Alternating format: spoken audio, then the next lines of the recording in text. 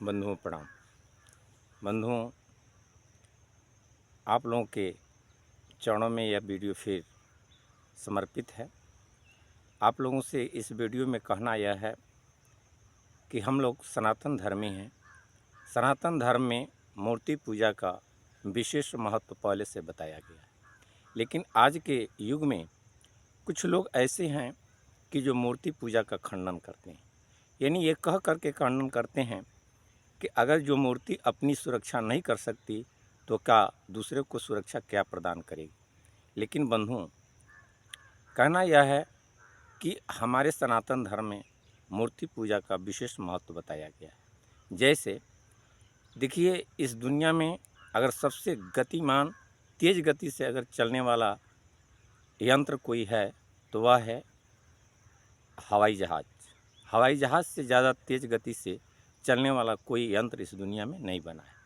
लेकिन हवाई जहाज़ से भी ज़्यादा तेज़ गति से चलने वाला अगर कोई है चीज़ तो वह है हमारा मन।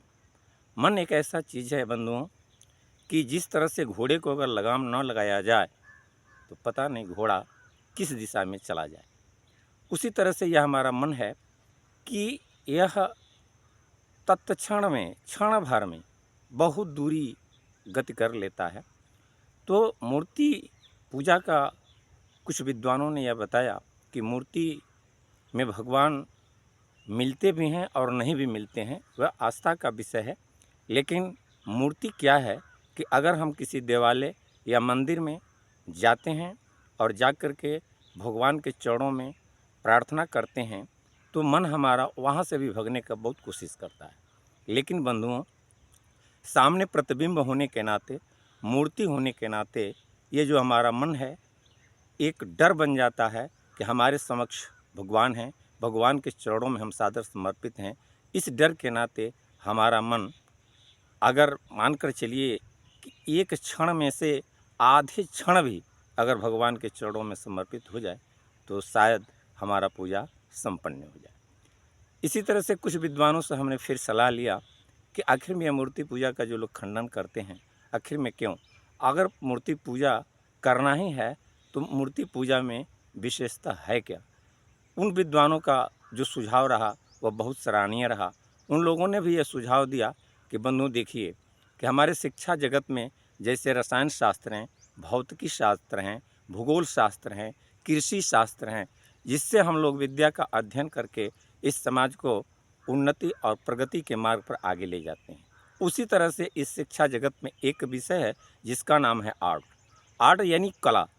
कला अगर मानकर चलिए कि कोई व्यक्ति पढ़ाई जो किया है वह कला के माध्यम से किया है और वह अपना कला का प्रदर्शन मूर्ति बना करके, मूर्तियों को प्रदर्शित करके अपना कला का प्रदर्शन करता है और उस मूर्ति को हम खरीद करके के लाते हैं और उस मूर्ति को लाने के बाद जो हम उसको पारिश्रमिक देते हैं, उस पारिश्रमिक के द्वारा उसके बच्चों का पालन पोषण होता है, कपड़ा खरीदा जाता है, दवा खरीदा जाता है, उसके परिवार का भोजन चलता है।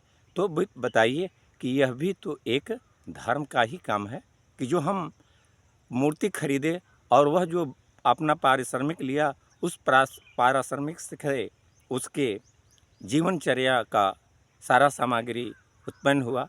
इसी के साथ उस मूर्ति को ला कर के हम किसी हाट या बाज़ार लगवाते हैं, किसी चीज़ का आयोजन करते हैं, उसमें तमाम तरह के व्यापार के आयोजन होते हैं और उस व्यापार के आयोजन से तमाम तरह के लोगों को रोज़गार मिलता है, जिससे उनके जीवनचर्या और जो चीज़ें हैं, प्रणाम और आगे के फिर नमस्कार।